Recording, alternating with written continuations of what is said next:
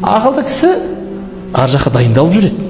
Біз өлімді күнде көріп жүрсек те, жаназаға барып жүрміз ғой, аптасына, айына бір барамыз әйтеуір, жаназаға барып жүрміз. Кейде таң қаласың, адамдарды көміп жатады, мына жақта біреулер әңгімені жетіп тұрады, біреу темекі шегіп тұрады, біреу молдалар жамандап тұрады. Молдалар шүкір туралы әңгіме айта береді. Бейшара имам тұрып айқайлайды, өлесің дер деп. Мынау өліп жатырмын деп. Оны да тыңдап жатқан ешкім жоқ. Өлімнен артық ғибрат жоқ. Өлімнен артық ғибрат жоқ. Өзің ойлашы, күнде жаңында ойнап күліп жүрген адам кетіп қалды. Ненің дәлелі?